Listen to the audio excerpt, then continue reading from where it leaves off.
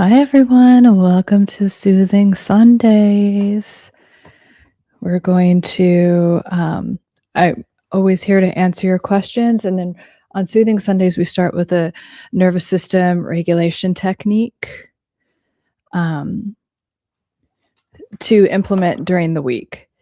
And then I go over some comments and questions that people had during the week, and then I'll answer your questions as well. So I'll get started with the nervous system, the neurological reprogramming technique in a minute. And also, we'll celebrate any wins that you guys have. A lot of you guys stop in every Sunday and Wednesday because that's when I go live here on YouTube. So, and you're I love your vulnerability. I love you guys sharing. So I also want to hear your updates on how you're doing. Hi, Bob. How are you? Hi, Big Pontiac. Greetings. Glad to see you. Thank you. Thank you. We're going to get started in a minute with the neurological reprogramming technique of the week. You can drop your questions. Let me know if you have any. And then we'll go over some other stuff. Turn on my, okay. So the neurological reprogramming technique for this week, and I talk about it a lot, like on live streams and intermittently, but I really want you guys to focus on it, and because it's just so helpful, is positive pattern disruption. So you have a pattern, it's probably something you're like, oh, why do I do this? Or why do I want this to be different? Or maybe you start and you're kind of inconsistent about it. It could be staying up too late. It could be just some reaction that you have that you don't like, anything like that. So the positive pattern disruption is noticing what's going on. So we have to have an awareness. So hopefully you have the awareness, like, here's what I don't like, here's what I want to change. It could even be a thought pattern that you have. Do you have some like scarcity thought pattern around like, there's not enough money or love, or this is always going to be this way, or this is never going to be this way? Get rid of your always and never thinking. I promise you, it rarely ever serves you. In terms of belief systems and limiting beliefs is what I'm talking about. Not like having good standards. So anyway, you want to identify what the pattern is that you want to change. And then you want to be like, okay, here it is. Like, let's say it's staying up too late and eating ice cream, because I get that one a lot. I'm just up too late eating and I know I should go to bed. Okay, notice what's going on. And then decide, okay, what can I do? Give yourself some pause. So take a few breaths before you do it. And by the way, have no judgment. Tell yourself, like, even if I do the same exact thing, it's okay. And why? Because what we resist persists. So if you're creating all this resistance against something, the part of your brain that controls breathing and your heart rate and all of that, that's kind of unconscious, will continue that pattern. So we want to dismantle that. We want to be like, okay, that's okay if I do the same thing, but I have this other option. And just letting yourself know and letting your nervous system know, oh, I have this other option. So that way, the limbic system isn't just completely firing and taking over. The other part of your brain, the prefrontal cortex, where logic is, and can actually take over, can actually be in the driver's seat, which it's not a lot of times. When we have these negative patterns that we've had for so long, or reactions, your limbic system is totally doing all the work, and we want to get the prefrontal cortex activated and in charge, in the driver's seat. And then after that, we want to make it a pattern. So once you're able to do that, congratulate yourself for it and celebrate your wins and do more of it. Sleep schedule is definitely something I need to, yes. Yeah, it's true for a lot of people, right? Because, and also if your nervous system is dysregulated, or, and this can come from childhood, right? You could have had some chaotic thing going on as a child. Hi, Miss Priya. I have your question. I'm going to answer it. I'll actually answer it next because you're here. I screenshotted it. Nice to see you. So a lot of us, if we grew up like with chaotic things going on, and it didn't have to be like super abusive, but if things were just dysregulated in any type of way, your nervous system remembers that, and it's difficult for you to fall asleep in adulthood. And so maybe you just even if everything's very peaceful, you'll stay up late, your mind is wandering, or you're spinning. So just noticing what's going on and telling yourself, okay, I'm doing that thing again. can I breathe? Because we want to breathe deeply. All the breathing techniques I've given you, but even just breathing deeply, like take 5 seconds to inhale in and take as long as you can to exhale out. Just start there. These things are very simple. I promise you, you don't need all of these like meds and everything else you're taking. It's really actually not that difficult to regulate your nervous system and reprogram your brain for a pattern that you want. And there's a lot of industries in place that don't want you to know that, but I'm telling you guys, okay, your mind is super powerful, and this is a good way to do it. So that positive pattern disruption. And also deciding this week, I am going to engage in positive pattern disruption as much as possible. That is my intention. So that's at the forefront of your mind. Again, the prefrontal cortex is running the show and is taming the limbic system, is taming these old patterns so we could create a new neural pathway. So again, just starting from there, I'm doing this. I'm going to breathe deeply. That creates the pause already. And I'm going to decide to do something different without any judgment. If I do the same thing. Or maybe instead of staying up 2 hours later, you go to bed like 90 minutes earlier or 30 minutes earlier is what I meant. Just celebrate those little wins. We're just taking baby steps towards what we want. And maybe you'll take a big step. It doesn't matter. But do you see when you get the judgment out of it, or, what's called the inner critic, which is also connected to stress responses and the limbic system and everything. If we just tame that, if we don't give it a lot of energy, then we give this new thing energy. So I want you to practice that. Identify what it is. I know it's going to be sleep for a lot of you, or going to bed at the right time for a lot of you. And if you could just do that. And again, if inner child work helps, because a lot of us, again, that comes from growing up in a chaotic background, like talk to the 8-year-old who couldn't sleep at night, or the 16-year-old that was like frustrated about something and couldn't go to sleep, and be like, you know what? It's 2026. You can sleep now. You're safe. You're taken care of, and everything is wonderful. You can go to bed and you're going to have the best day tomorrow. Tell yourself that too. No matter what's going on, even if you're not stressed about anything, tell yourself you're going to have the best day tomorrow. Why not prime your brain for that? It's a wonderful thing to do. Let me see. I don't underrated good English, but okay, thank you. Football.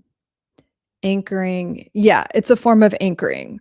There's lots of form of anchoring, but yeah, you're anchoring in we're talking about psychology, not boating. We're talking about psychology. So when you anchor in a new idea or a new feeling around something, so nighttime is not associated with staying up late. Nighttime is associated with self-care and going to bed at whatever that time is.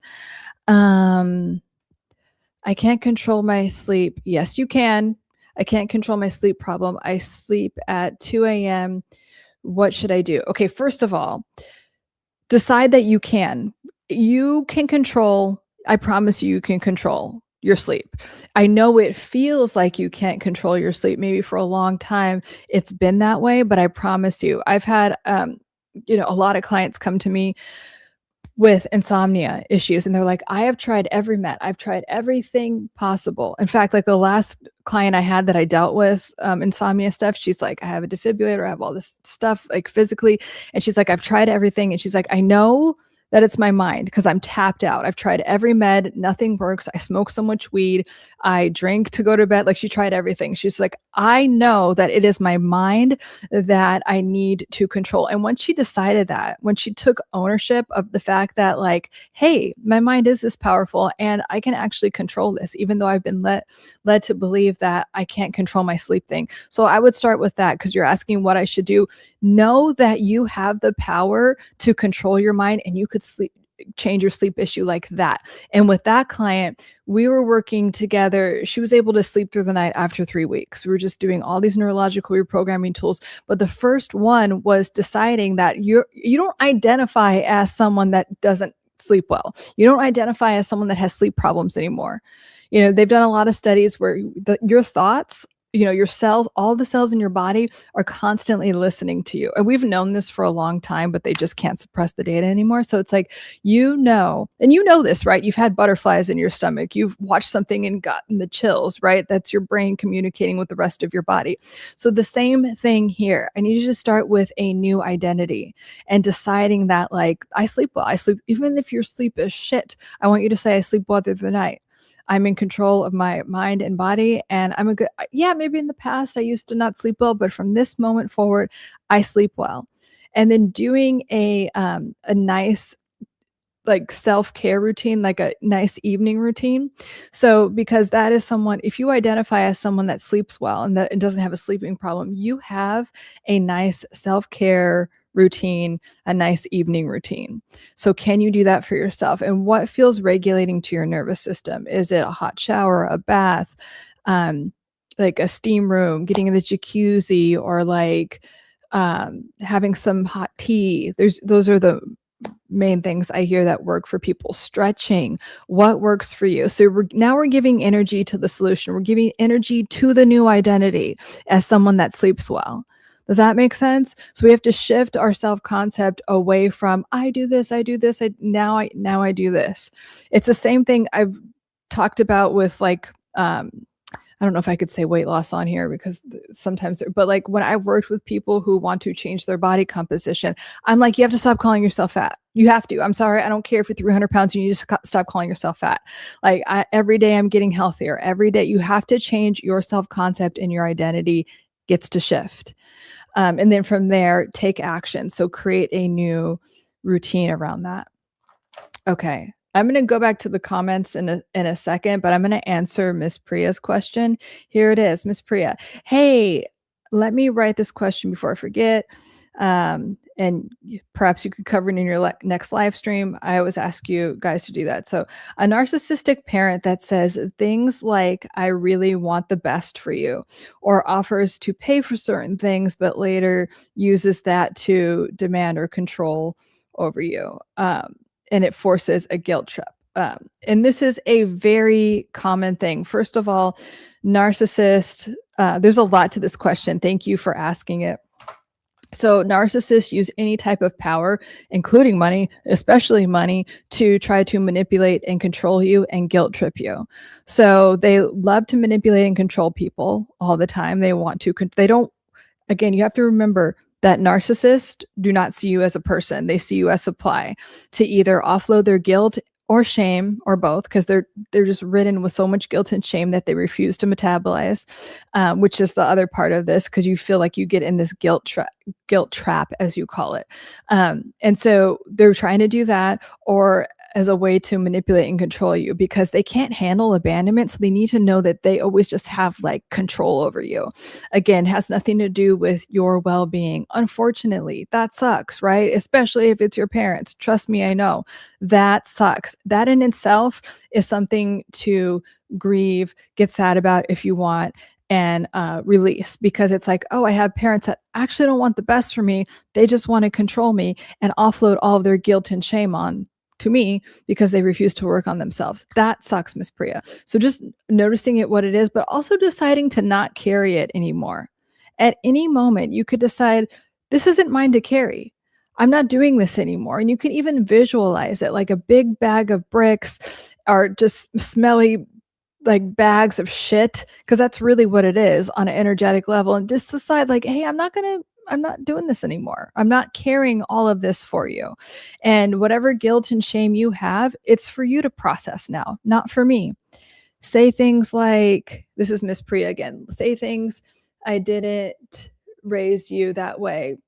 That's another form of guilt tripping. Or make your parents proud. Miss Priya, you don't exist for anyone else but yourself. A lot of parents, I feel like, don't understand that. And you have kids, and it's not like they owe you anything. So, and you make yourself proud. And by the way, with narcissistic parents, you can never make them proud, because nothing's ever enough. Well, this is true with all narcissists. Nothing is ever good enough. So don't get stuck in that trap, because that's another form of guilt and shame trap that you could get involved in. Like, make us proud. So what is that saying? We're not proud of you? Fuck that. Like, no, you get to, like, your parents should be proud of you for doing the right thing, for doing the best that you can. And what I'm hearing is like, if you don't do what we want you to do, then we're not proud of you. Then we're going to make you feel like shit about yourself. That's not cool. That's not okay.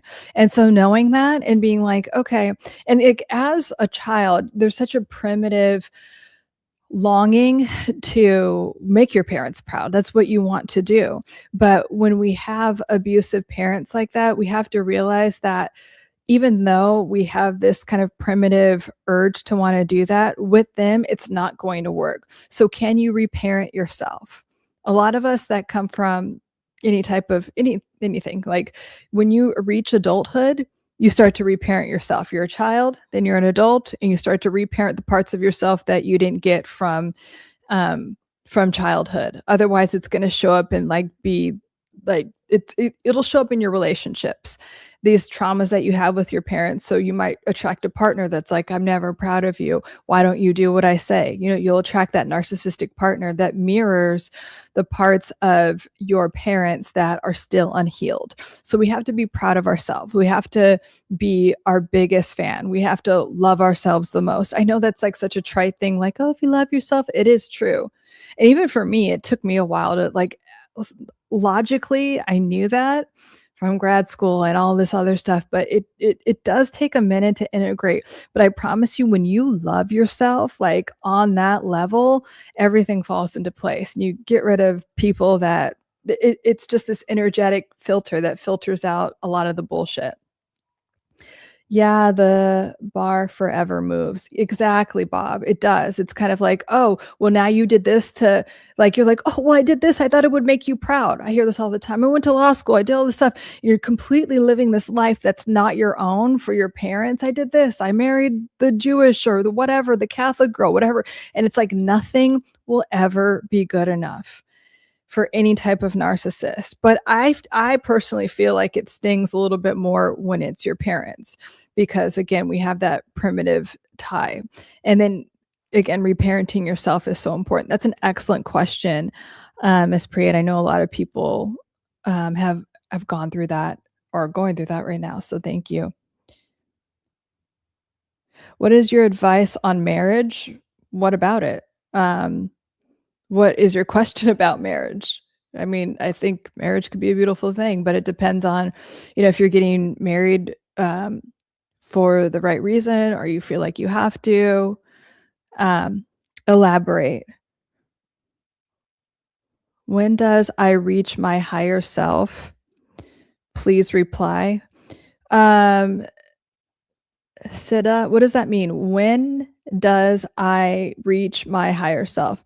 I think you mean, when do I reach my higher self? So your higher self is I'm going to talk from like psychology and spirituality, because what I practice is very much both.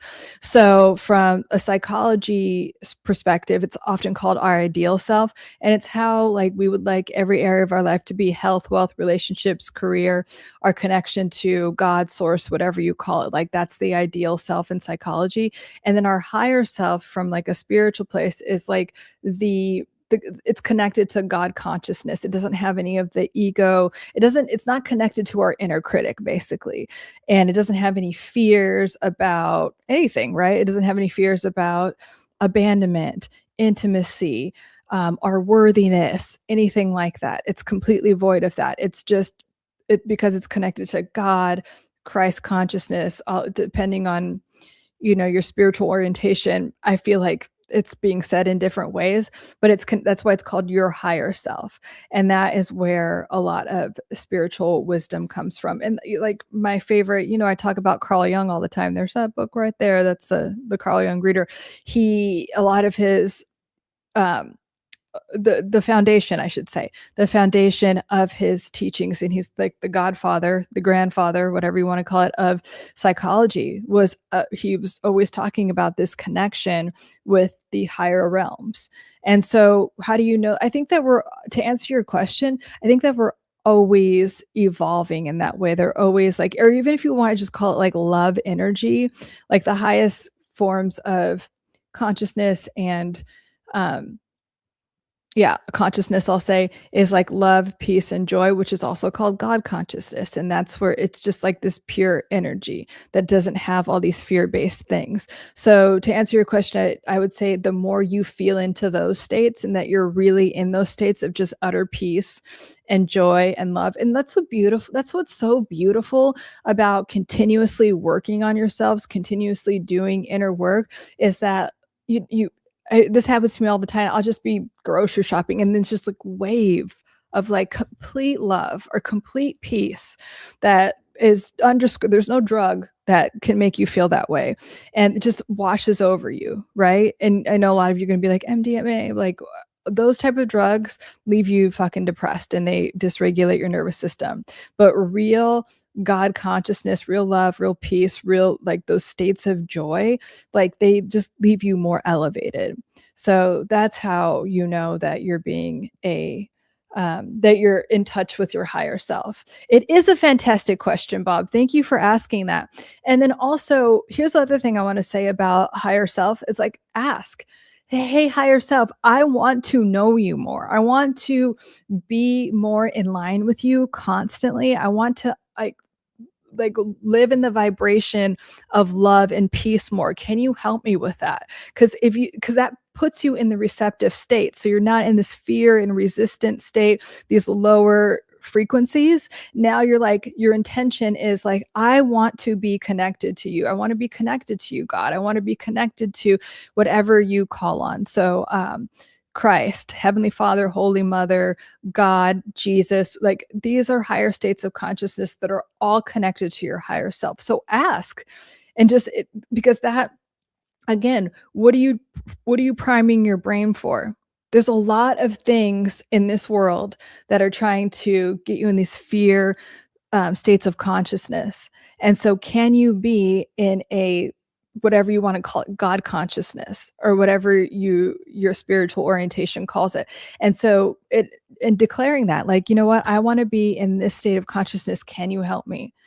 And I'm telling you, it comes with surrender. It's another reason I like that, but I swear, like every time in these live streams, I'm talking about letting go, the book Letting Go. But when you're in that state of surrender, you don't have any resistance. And then you could really be in that receptive state for that God consciousness energy to be a more present, like part. It's God consciousness is always there, but you can feel it. You can be aware of it. You can be present to it. Let's see. I think female higher self is slightly different to male higher self. Yeah, I mean, I think that like everything is energy and everything is made up of masculine and feminine energy. And so, yes, they are different, like the divine feminine and the divine masculine. And so we access these different parts of us, but I think that we have access to both of them. But yes, I can see what you mean by that.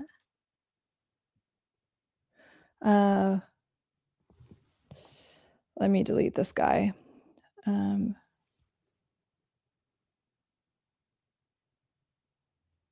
Hi, Barry. Is your higher self an elevated level of thinking, or is it about fulfillment?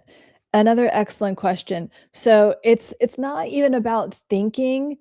I mean, you'll filter it through your thoughts, but it's like a level of consciousness. It's an energetic, like for instance, like when you feel very loving towards something, that's like, it's beyond thinking, right? Because it's like this level of consciousness, it's another level of energy.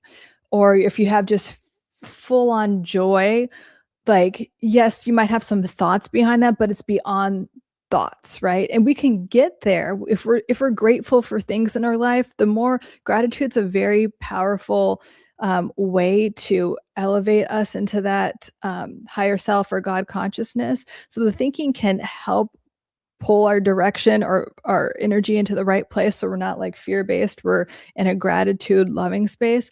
But it's beyond like thinking, and it is, if you definitely feel fulfilled. You realize when you're connected to your higher self that you're perfect, You see yourself through the eyes of God. There's nothing to do. There's nothing to fix. You just are. You're just pure love. You're just loved and supported in everything because you are, right? So in that sense, it's fulfillment. But I do also think that we're called to constantly evolve. And so whatever that means, if you have this, like, if you get out of these survival states, whether it's like with a chaotic relationship or it's just a relationship that's not serving you, or you're not worried about like money or anything financial, you can be in these higher states of consciousness. So, and because a lot of us think that, like, okay, yeah, once I do this, once I get X amount of money, once I have this, or once I feel like completely loved or I'm famous, it's not, right? Because that fulfillment comes from within, and it's connected to higher states of consciousness, God, whatever you call it.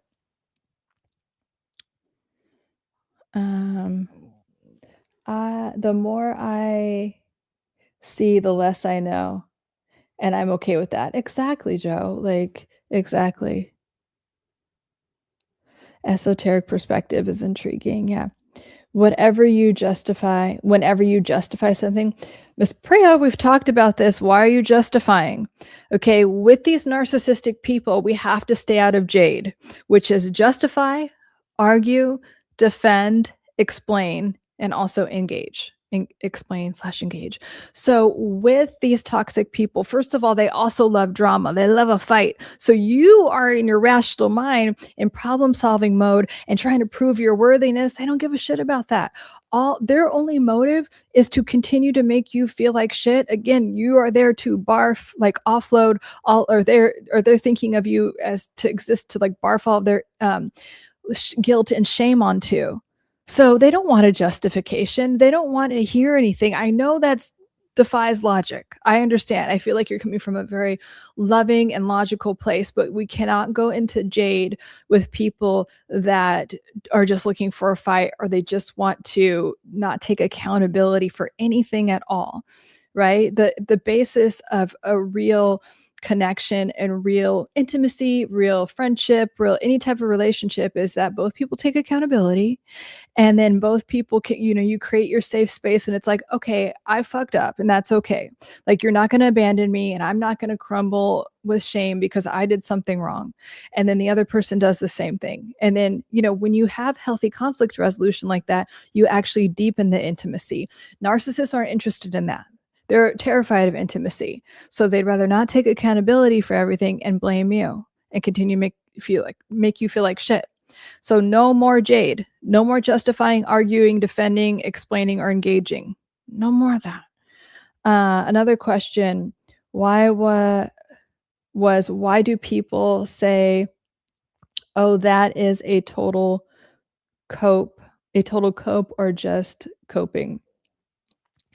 Oh yeah, you said that in here too, that they're just coping. So that seems like kind of like gaslighting and deflecting, like they're coping. They don't cope by guilting and shaming you. That's not a real thing. That's not how you cope with things. You cope with things by processing and taking accountability for whatever's going on with you, even when it's really hard, even when it stings. It's like, oh, yeah, I got to take accountability for that. So it's also like the way you're wording it, it also sounds like someone's doing reverse victim. Like, I'm just trying to cope, I'm just doing the best I can. But by offloading and making you feel like shit, no, that's not how someone copes. You cope with, taking responsibility for yourself. So if your parents are saying that or trying to do reverse victim by like, we're just coping, tell them to go to therapy. That's how they cope. I'll talk to him, Miss Priya. I mean, a lot of narcissists never go to therapy because that's accountability. Okay, let me scroll back. Oh, I don't know. Did I miss anything up here? David, once I had a dream. I once had dream paralysis a few years ago. I was stuck, frozen, only can move my head, fell asleep. Yeah, that happens. But when I prayed it to leave it immediately, yeah, I can move. Yeah, that happens. Okay, so there's a lot of things about sleep paralysis. I do think it's spiritual. And so, yeah, like when because the sleep paralysis, it's not like a peaceful thing. And so that leads me to believe, yes, it's connected to our fears, but what do lower energies feed off of? They feed off of fear. They just do whatever your spiritual orientation is, they feed off of fear. So if you're in a sleep paralysis, it's usually scary. And so if you start to pray, they go away. Or I've like one of my clients was saying that she just said Jesus over and over again and it completely dissolved. That's all I'm gonna say about that. But anytime like these lower states of consciousness, I would just say go to a higher state of consciousness, pray. Family can be some of the biggest haters. I know. Yeah. If you watched the interview I did with Coach Brittany, who's also a client of mine, we talk about that.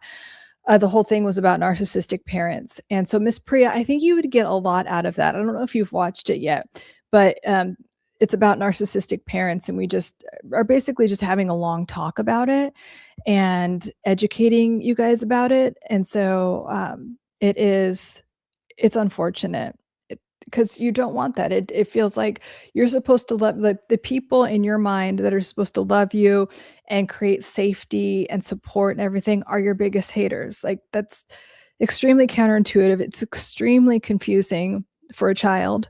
And so when you get into adulthood, it can create a lot of trust issues, fears around intimacy. It could either create avoidant attachment, which is like, I want closeness, but I can't handle too much. I feel overwhelmed. Leave me alone. Like, let's just keep things. And there's this like buffer that moves back and forth. Or it can create anxious attachment where it's like, I need more closeness. There's never enough reassurance that you're not going to leave me. Are you going to leave me? And both anxious and avoidant are afraid, very afraid of abandonment, but it's just expressed in different ways. And people that have unresolved anxious attachment and unresolved avoidant attachment often find each other and battle it out. And, an anxious person will be like, oh, I always attract these avoidants. And then avoidance will be like, oh my God, I always attract these anxious people. And I just feel like when you're avoidant, you feel like you're going to drown. Like it's just too suffocating, until we heal those parts of our of basically our nervous system. This is all like stored in our nervous system. And the basis of both is understanding that love, safety, and connection are normal. They're normal and they're safe and they can be consistent because both people have a fear that love is inconsistent, love isn't safe, love can be dangerous, or all those things emotionally, physically, psychologically. So knowing that, and that was actually another question that, let me see how she was talking about having an avoidant partner. And she was like, well, what do I do? And this is like a long-term relationship. And so she was asking, I love this person, we love each other, but her anxious attachment comes up and it feels like she goes back and forth of like, should I still stay in this relationship or should I work on it? And the answer to that really is like, is your partner saying this is just how I am? Or are they like, yeah, I do that and I'm going to get better. So if they have an awareness and they want to work on the relationship, I would say absolutely. But if someone's just like, this is who I am, deal with it. And no, I think you deserve better. The whole this is who I am thing is the biggest red flag. I mean, you could say it about some things, but if you're in a relationship and it's like, hey, can you work on this? And they're just absolutely like, no, this is who I am. End of story. Like I would, but and so part of the question I already answered is like why anxious and avoidant people do that. But can you talk about it and just also know that especially if you're anxious, it'll make you want to chase that person. And that's exactly what the avoidant doesn't want. It will like scare them away. It will make them overwhelmed. So give them their space. Give them their space. And even in healthy relationships, we need our space. I think it's very healthy. Like these couples that are just like all the time about everything, I don't know how healthy that is. And, if there's too much avoidance, that's not healthy either. So give someone the dignity to have their own space. And then you can circle back and you can even be like, hey, I'll give you whatever it is, hours a day, whatever, or a day, whatever it is. And then can we circle back around whatever and talk about this? And so say, like saying yes. And then also, if you're anxious, can you regulate your own nervous system? Because the avoidant person can feel that. Trust me, everything is energy. They can feel that too.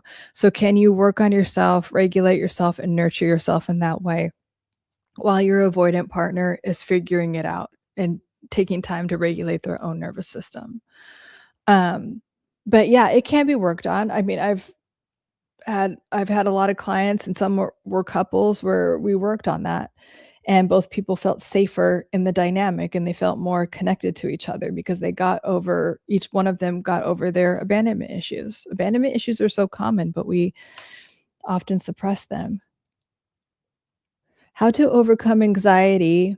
This is ARC. How to overcome anxiety? It's become too unmanageable lately. I'm feeling too low, by the way.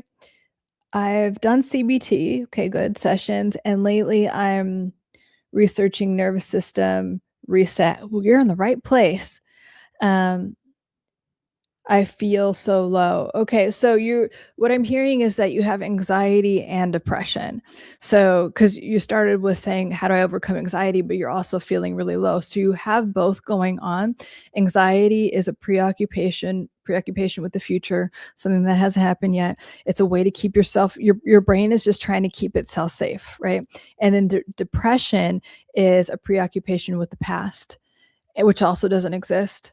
And we are clinging onto something that gets to be released. Actually, in both cases, there's something to be released, but it sounds like you are going between both. So if and CBT can be effective, but I wonder if your CBT practitioner arc asked you like what the anchor was or what the specific trigger was, what's called an antecedent. There's ABC. So the antecedent is, so we have the antecedent, then the behavior, then the therapy or the reaction. So like, because I don't know, not that you said, but I'm just getting the feeling that that wasn't the case and they just maybe went right into CBT. But if you can pinpoint what in the past you're holding on to, that's making you depressed, giving you like regret, shame, there's something there in the past, and then there's something in the future that you're worried about. And I'm sure they're interconnected because they 99% of the time are. But if you can become aware of those and really pinpoint those, and then maybe go back to CBT and work from there, that is going to be more effective than just going right into the techniques of like, okay, let's get rid of the anxiety.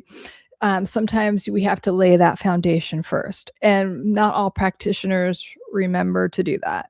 So that's where I would start. But the fact that you're here, the fact that you're asking that question, I know that means that you want to change. So give yourself credit for that. And also, again, start to give yourself credit for that, and then the energy of whatever it is, the outcome that you want. So what I mean by that is, can you celebrate that when that you showed up on this live, you asked that question, and that is a form of self-care. Even that is an act of you getting better, to not be in this, like stay in this lower state because you don't want it anymore. What I'm hearing is that you don't want to be in that state anymore, and that's an amazing thing. So can we create new and positive momentum in that direction? But I would start with just a simple writing technique of identify what in the past is triggering you, what you're holding on to, and then what you're perseverating around, like in the future that hasn't happened yet, but you're worried about it. Your inner critic is like on 10 about it.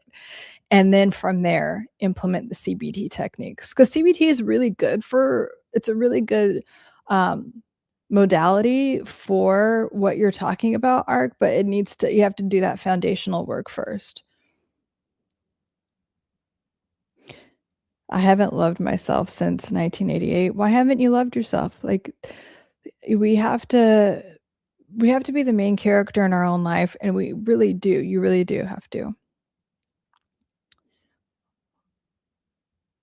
make yourself a priority.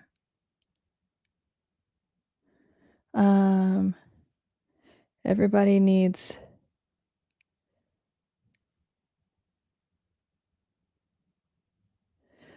Can I get off meds if I'm bipolar? Well, I am not your psychiatrist, so I cannot answer that. Have I worked with tons of people and help them get off their meds? Yes, but that is so, I can definitely not answer that for you on this live stream. If you know me, I'm not a fan. I think meds are very overprescribed for everything, but especially mental health. So I'm not a fan of them. And I feel like they do a lot more damage to you emotionally, physically, psychologically, and even spiritually. So I think that if it's an emergency, if you really feel like you're going to hurt yourself, things like that, then fine. But they should be a temporary fix to get you moving in a more positive direction. But I would definitely, and if you're wondering about that, like talk to, maybe interview some other psychiatrist besides the one that put you on those meds if you're wanting to get off of them. Let's see. Okay, let me scroll all the way down. Let's see. I love this. Oh, nice. Hello, how are you?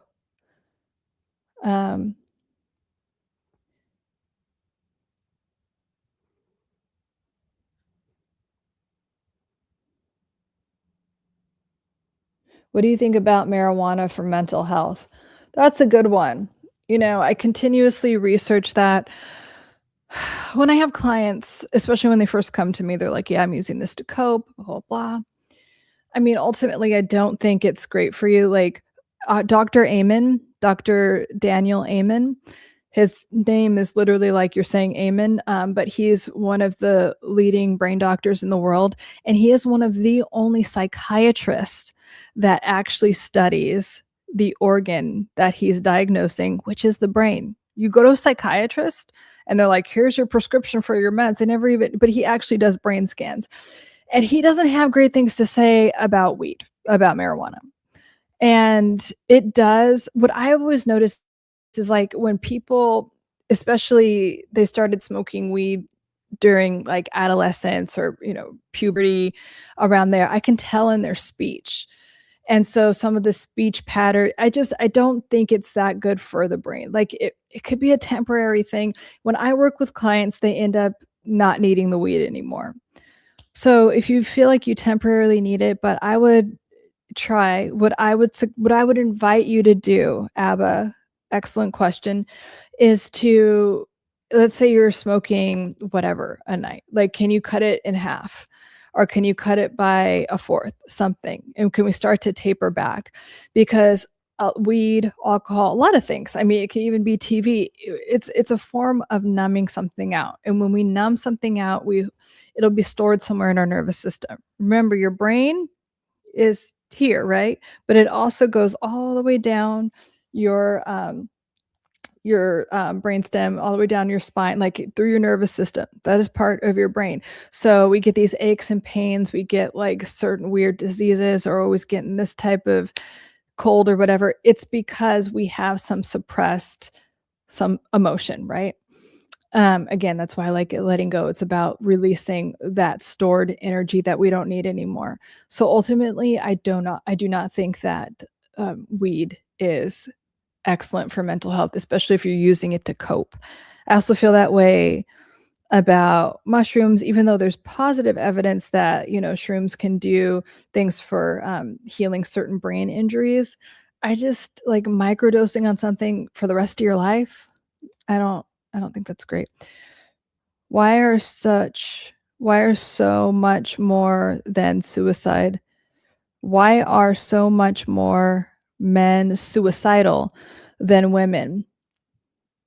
I don't know the stats on that, but what I will say is that I feel like I know from just research and in general that it is more socially acceptable for women to express their feelings, especially the negative ones.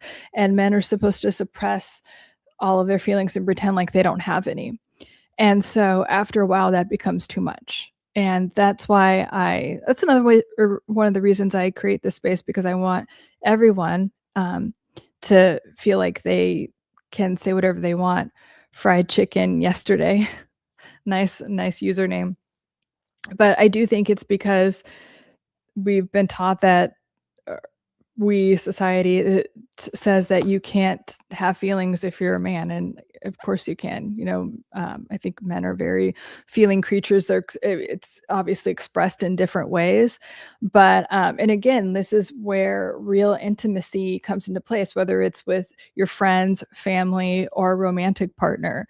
Can that safe space be created where you can like truly be yourself? And that means talking about things. That means like having the the feeling like you have the safety and support to say whatever is on your mind. And so I do think that, men feel like they don't have that, or they feel like they're not supposed to have that, like because of some programming that they were told. Hi, James. How are you? Hi, Lauren. Blessed to be on this. Blessed to have you here, James. Yeah, personal time is so important, Bob says. 100% need personal. Yes, we all need personal time and space. It's really important. And I feel like in relationships, what I've noticed with my clients, it's like that's a hard thing for them to ask for. And it's like we all need that. I really feel like it's an important part of emotional and psychological hygiene is to have your own space, even if that's threatening or scary to you because you feel like someone else is going to leave or whatever. You need it more.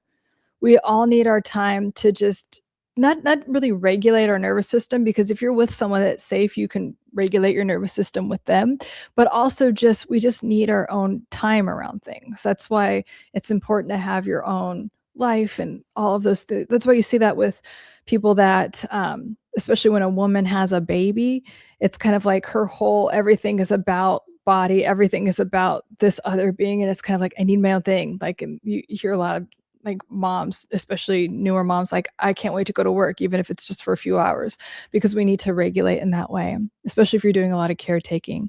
Bob, please keep on topic. Thank you. Thank you, Bob. Bob's keeping it orderly up in here. Thank you, Bob. He's helping me moderate, and we love that. So let's all thank Bob a ton. Mental health, yes, exactly.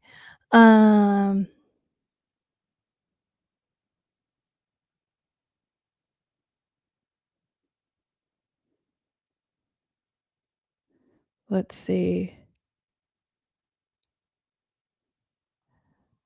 Yes, let's definitely keep it on topic. Okay, let me scroll back down. I truly believe in forgiveness for good mental health. Yes. Also meditation to learn to not identify and believe the worst thoughts. Yeah, absolutely. I agree with all of that. Root radius, is that what it is? Yes, forgiveness is so important. If you've ever what I'm forgetting the name of it. It is A Course in Miracles. A Course in Miracles, it's about forgiveness, it's about Christ consciousness.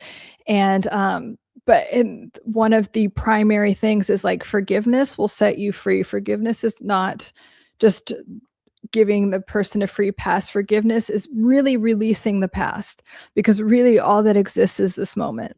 So can you literally like everything, can you just let it go? Because at every moment you're creating something new, right? With every breath you take, with every time your heart beats, you're a new person. And so can you forgive? And A Course in Miracles just gives such a beautiful explanation of forgiveness and what Christ consciousness is, God consciousness. And meditation is very good for regulating the nervous system. It's very good for connecting with the higher self, like we were talking about earlier, connecting to these higher states of being. And also, I really think meditation is just excellent emotional and psychological hygiene, right? You brush your teeth, you take a shower. It really, even if you do it for 3 minutes, and everyone's like, I can't meditate. You can close your eyes and do that. And like when you're meditating, you're in a receiving state. So you pray, you put it out there, and then when you meditate, you receive that good energy. You receive the download, you receive that aha, whatever. You receive the answer that you've been thinking about, like, should I do this? Should I do that? In meditation, you receive that. So I'm always inviting you to meditate. And there's so many studies that have been shown how wonderful meditation is for your brain and your brain health. So if you don't want to do it for any of those other reasons, do it for that. But I'm telling you, the answers to certain things will pop, they'll become so obvious in meditation. Fasting, yeah, I'm a big proponent of fasting. It's great for your brain, but it clears out things. So if you're like, and we all do it, right? You could just be mindlessly snacking or whatever. It gets rid of that. It's like all of a sudden you have to face what that feeling is, what that thought is that you might have been covering up with food or alcohol. And also just on a physical, but this also positively affects because your gut is your second brain. So when we fast, our body, especially if we fast long enough, our body goes into a state of autophagy. And autophagy is basically, it's a Greek word for eating oneself. That's what it translates to. But what it means, it's like your body is eating up all of like the cancer cells, all of the bad cells, and flushing it out. And then so you're in this very elevated state. And then your gut, again, your second brain is working a lot better. Everything's back online in a more amplified way.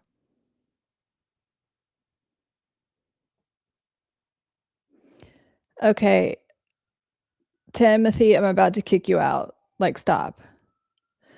Um, Big Pontiac. But is meditation good without a open third eye? That's how you open your third eye. Good question. And like, your third eye is always opening, right? It's a state of consciousness. It's awareness beyond our perceptive, like, 3D, like our five senses.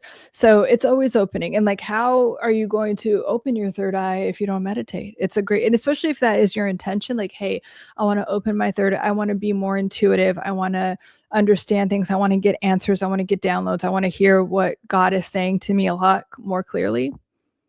Then fine. Then have that be your intention, which is like the third eye type of thing. So go ahead and ask that. Like, but yeah, that's how we get our third eye to open. That's how we connect with these other forms of communication that are always talking to us and always fine. Okay, I'm kicking you out, Timothy.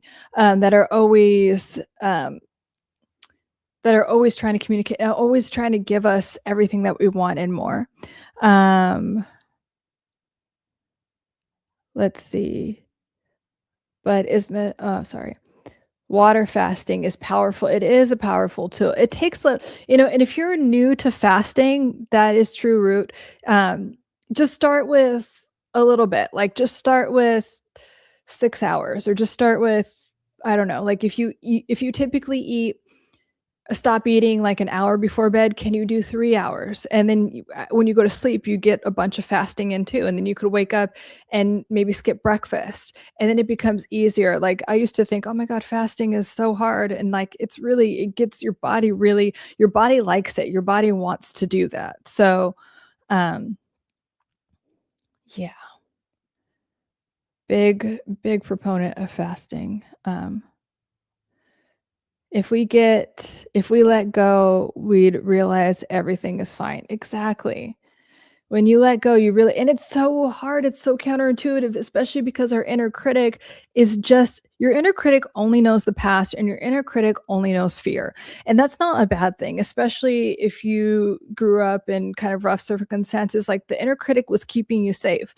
But now in adulthood, you don't need that anymore. And it's just creating bad patterns, and it's just asking you to hold on to fear when you don't need to. So can you say, thank you for trying to keep me safe, inner critic, but I don't need to. So I'm going to let this go. I'm going to release any form of fear, anything that's keeping me safe or small, any type of like overthinking, right?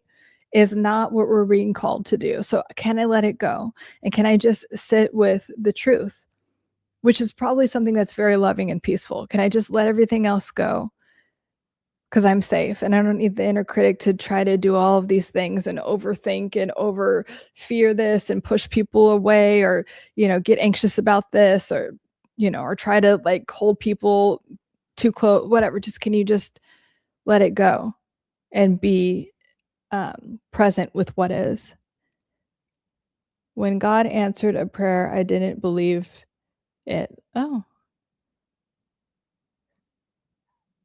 well, you said when God answered a prayer, Abe, you didn't believe it. I mean, and you're asking me why? Well, I would ask you, I don't know enough details, but like you're saying, like you heard the answer. I mean, just from that, what you wrote right there, maybe your inner critic didn't. Again, your inner critic is fear based, and it's like, no, that can't be the case. It can't be that easy. This is why I say things can just be easy. Things can just be easy. You don't have to suffer. You don't always have to have bad health. Your relationships could just be good and loving. You can, like, money can just be easy. You can just have the job or whatever that you want. It could, like, let your life be easy. I'm not saying, like, sometimes we have to work for things, but I know for a fact that God does not want you to suffer as much as you think you have to suffer. Like, God is not transactional. The universe, whatever you call it, you don't. Like, things can be easy. And by the way, if things are easier, then you're in a state where you can create more and you could contribute to the world more. I think that's what God wants instead of you suffering. We're told that we need to suffer by other people so they can control us. So maybe that's what's going on here a little bit. It's like, okay, was it too easy? Did your inner critic feel like you didn't suffer enough? But that's something to ask yourself.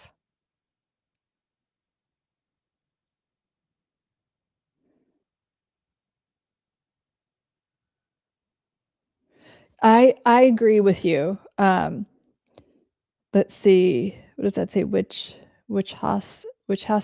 is our? I do think that a lot of psychiatrists are legal drug dealers, and I just think that they abuse the system too much because that's how they get paid, by writing prescriptions. So why wouldn't you write a bunch of them? It's really disturbing. So I would just really use caution when you're doing those things, because your mind is so powerful. That is why I do these things for you guys, for you to understand how powerful your mind is.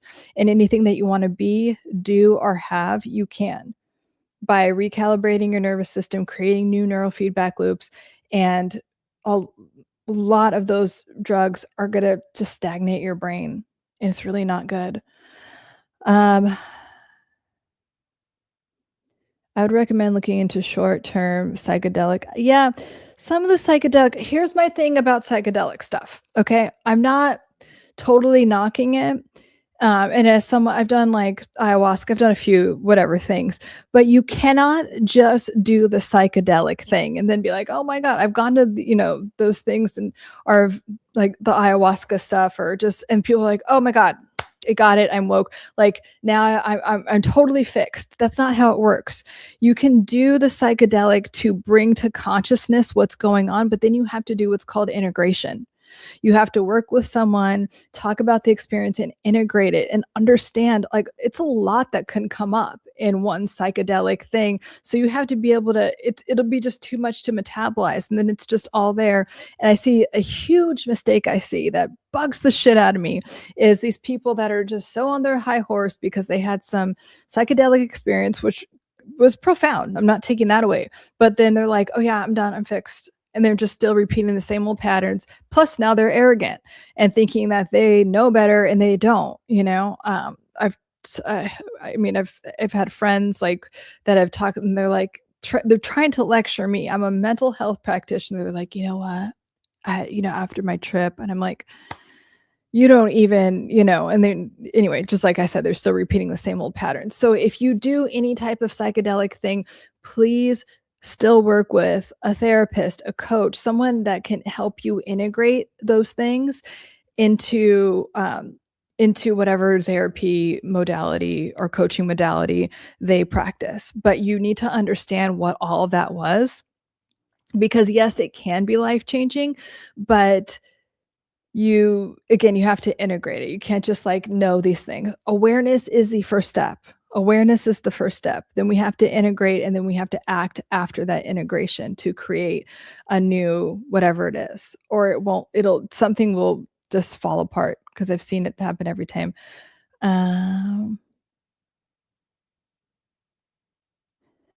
Just part of must trust me. Part of it is because men are here to help women, kids, and the elderly, and are valued by strength and income.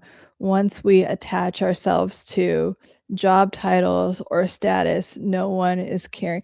Yeah, I think you're talking about, like, men and their feelings, like, that conversation, and it's like, yes, okay, like, out like, again, there's masculine energy and there's feminine energy, and then the masculine energy does provide and protect for women, children, elderly, and but that doesn't mean but in both, like, in the female side is nurturing, provides, like, sensuality, all of that, like, stuff. But what I'm saying is like that both people have feelings. Both people have an internal landscape. And I don't know, it just in parts of our society, it's like no, men have to suppress that. And that leads to an imbalance in energy. So yes, both men and women have feelings. They're expressed in different ways, but both people get to have feeling. And I will say, I also see this with women too, where it's almost like that Stepford wife thing. Like I have to be perfect and everything is okay. And da da da. No, both people have feelings. Both people have shit come up. Sometimes you just have a bad fucking day. Sometimes you react to something. Like again, in that safe couple bubble I talk about, sometimes like you get to have a space where you do that, and hopefully you have friends, you have some type of support system where you get to do that. But if you are partnered in any type of way, I hope that what I want for you is to have that safe couple bubble where your experience can be acknowledged and seen and heard. It is literally a human need. Like your nervous system needs that, or it will be dysregulated, and then you'll want to numb out, or these suicidal thoughts, feelings come up. Yes, we need people that love us, exactly. Hi, Bones. Um, Bob, I do mushrooms like once every 5 years by myself as a spiritual, yeah, um, as a spiritual kind of thing. I like to think it helps, but maybe I'm just justifying it. No, it can help. I'm totally okay. Like when my clients do that, and sometimes they'll do it like once a year or once a quarter. And I'm like, okay, we're going to sit down and integrate that. So, because you do have a lot of good realizations that come up, Bob. So I think it can be a really good thing. But are you just like, okay, had that experience, or are you integrating it? Are you like, okay, because those things, you a lot of times you're more open to receive certain things, like certain information that comes from like higher consciousness. And you have to make sure, please put the intention out there, because you're just open, you're just open channel. So you want to be open to the right things. By the way, set your intention when you do those type of things. But also, what did you learn from that? Because some shrooms are like, some of them are like happy, and you're like, and then some of them are more, a little bit, people describe as like dark, and they show you like your shadow side, or like why you do certain things or have certain behaviors and the motive behind them. But I think it could all be illuminating. But can you integrate that into, because you can get rid of certain blocks that you have around things if you integrate it. So I think it's just about integrating it. I saw the smallest stars possible, separated by the tiniest space possible. Yeah, without drugs. That's possible too, Abel. Especially if you're a meditator, like if you meditate frequently, you will experience things that people experience when they're on drugs, like the psychedelics or whatever, without any of the side effects. So it's just opening yourself up to the higher states of consciousness.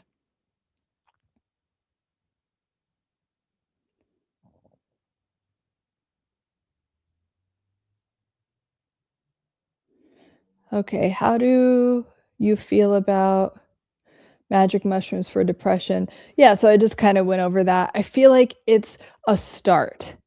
I feel like it's a start, but you cannot use them. You have to work through what caused the anxiety, depression, or PTSD. They can definitely help you and assist you, but I just don't want you to think of I don't want you to think of anything outside of yourself that you need this thing to be okay. But it is there to help you, but not completely like, I need this, or the depression or anxiety or whatever. Like those are all, depression, anxiety, PTSD are all just opportunities to heal and release something. Mushrooms can help, but don't be dependent on them. Cannabinoid system inside.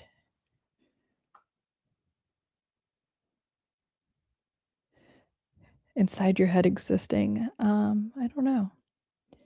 In my experience, CBD can have some positive effects, but THC can make things worse. Yeah. Yeah, some people like THC. So, I mean, people's brains react differently to it. So, yeah, I agree, Fresh. It can be a bandage for more complex issues. And by the way, a lot of things can be bandages. Like even negative thinking, you can be addicted to that. And that could be a bandage for looking at things that you don't want to look at. So this is another thing to maybe think about this week. What compulsive behaviors or thoughts do you have? Because that could be a form of numbing out. That could be a way that could be something that's consciously or unconsciously controlling you. We don't want that. So what can you look at? Because yeah, the weed, it's like it's more obvious. Like I'm making myself my 18th drink of the, you're numbing out, but these things where it's just like these thoughts that are just so pervasive, like, oh, this is gonna go bad. That's an addiction. That is an actual addiction feedback loop going on of anxiety or depression. Or so it's like, can I look at that? What is that suppressing? And sometimes with people, it's suppressing like, oh, things just don't get to be that good. Literally. Maybe you were told that you have to suffer for everything and you don't. So it's worth looking at yourself where you have compulsive behaviors, thoughts, any type of patterns. Even if it's doom scrolling. I mean, it could be so many things. That's why I'm just saying, like, it's worth just looking at yourself. Yes, welcome back. Am I like your human gay? Yes, welcome back, human gay. Hello, Bones. Just forgive everyone, starting with your parents. Yeah, and also forgive yourself. A lot of us forgive yourself for whatever. We're so hard on ourselves.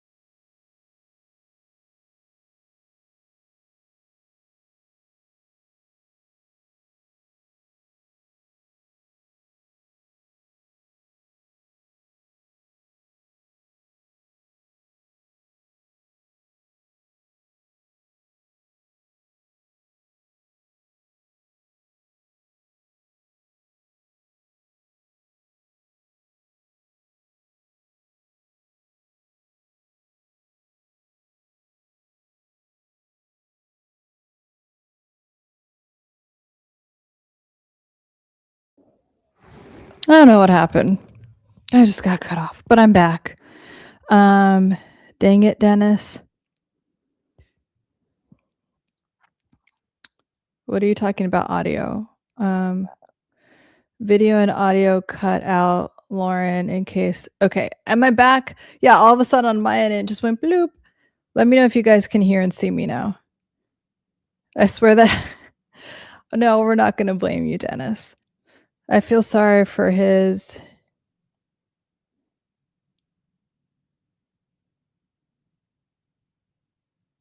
Okay, well, I think technology is awesome. You're back. Yeah, okay. Sorry about that. I mean, I don't know. I don't know what to say. Let's see. Yes, I'm back. Life makes you have. It doesn't have to, Abel. I mean, I would say that might be a limiting belief that you could release. Life can make you harder it could harden your heart if you want it to, or it cannot. It could soften your heart. That's definitely been the case for me. Like I feel like when you release trauma, like you don't let trauma define you or certain bad things that have happened. And remember, trauma is just like the definition of trauma is you got too little or too much of something. So if you can let that go and heal that by giving yourself that now, you can soften your heart. Don't let your heart harden.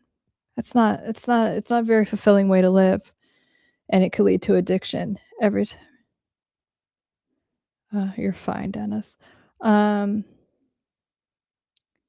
It came back. Okay. Let's see. Thoughts that replaces them, and even worse. What are you saying, Dennis?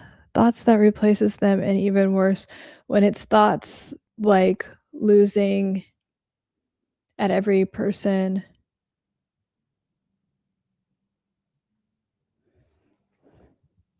Was this a continuation of something? Bob, are you still talking about drugs? You guys can talk about whatever you want.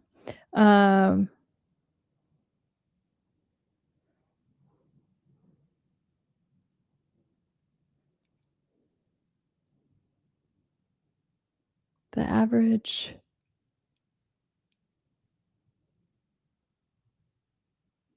average person likely does need help dealing with understanding we all do.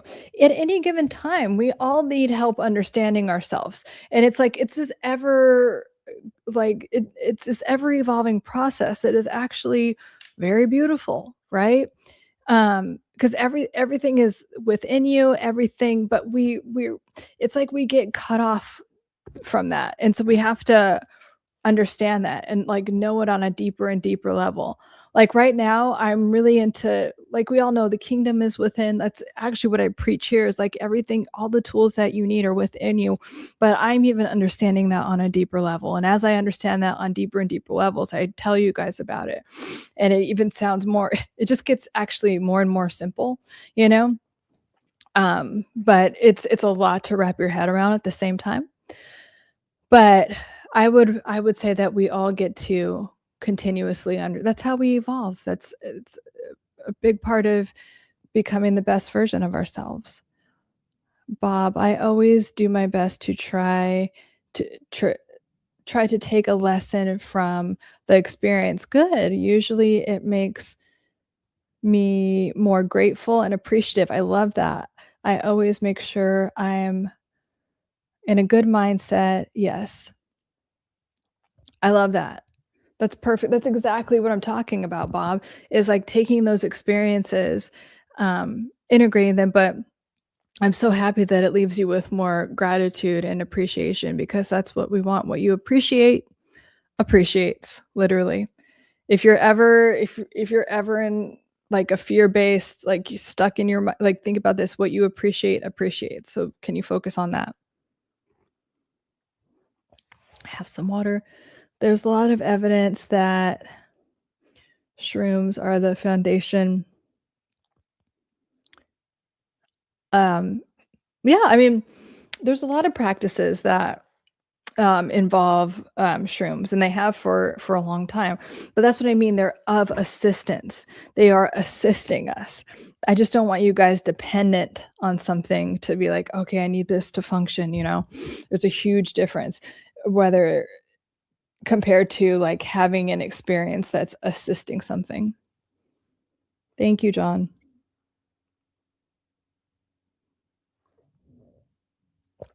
Okay, I think it's how data transmission works because of certain. Oh, I don't know what that's where psychedelics come in, experiencing. Yeah.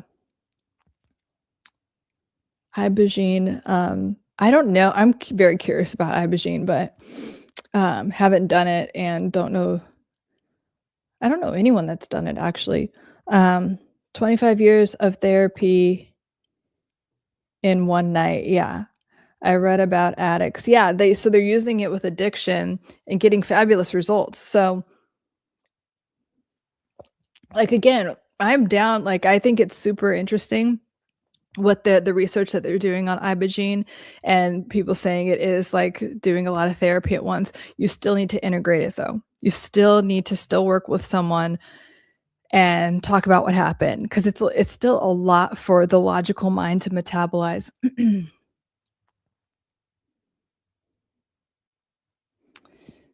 Let's see. I hope so, Bob. I've been having the problem for months. What problem? What am I missing here?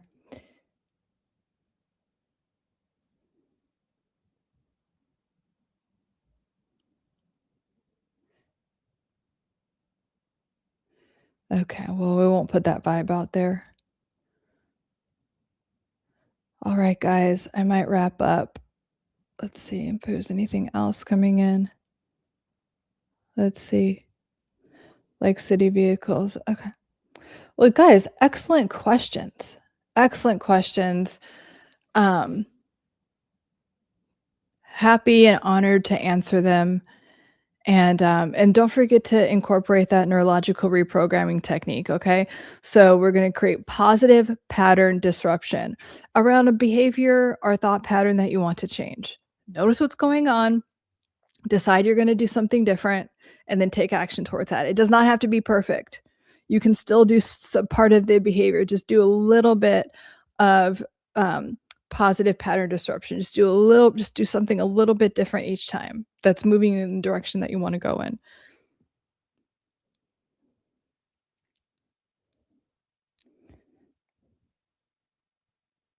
Yeah, true. Yeah.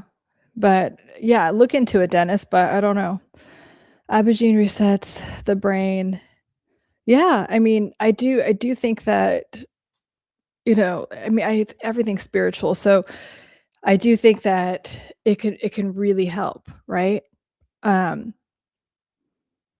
just have a limited of what I know about it, but I do know, like, if you do that, like, you have to be, because it can really dysregulate your heart, so you have to be monitored, like, medically by a medical professional while you're on the trip. I think that's what scares me about it, right? Because you could accidentally have a heart attack, so you got to be careful. Okay, so if you do Ibogaine, like, make sure it's like from a real person. I don't think you can even do it in America. You have to go to South America to do it. um Thank you, Bob, and to our wonderful, beautiful, yeah. Thank you so much, Bob. We appreciate you being our moderator. It really helps. Thank you. And thank you, Dennis, for saying that. And thank you for all your wonderful questions. I love them. Keep them coming. And again, you could, if you don't want to ask here and you want to just DM me, and I'll say it like anonymously, like if you have a question like that. But DM me if you have questions. And yeah, don't forget to follow me on TikTok and Instagram. If you want more help with getting over toxic relationships, narcissistic abuse, definitely download my course. It's going to be very helpful. My course on healing from toxic relationships and really thriving after them. I started that course because a lot of people were like, oh, here's how to deal with it, or here's how to talk back to the narcissist. You don't want to talk back to the narcissist. I want you to be the best person ever. After all of these, I'm telling you, these people could be a launch pad for the best era of your life if you heal from it properly. Thank you. Thank you, Dennis. Thank you for subscribing. Best just to forgive and let go. I agree. You're so welcome. Thank you for attending, and thank you for all your amazing feedback, Root, and everyone else. Root Radica. I've noticed natural tone in the most discerning. You've noticed neutral tone is the most discerning. Yeah. That's why gray rock. I call it beige. I'm like, be as interesting as beige. Okay. All right. Because they want a reaction. They're feeding off of your reaction. They either want praise and adulation, or they want you to fight with them. They love any type of reaction. And when they don't get it from you, it's very dismantling to a narcissist. So don't give them a reaction. Neutral. All right, guys. Awesome stream. Love having you guys. Thank you again, Bob. You guys have a wonderful evening. Have an amazing week. Practice positive pattern disruption, and let me know how it goes on Wednesday. I'll be here Wednesday at 6 p.m. Pacific. All right. Love you guys. Mwah.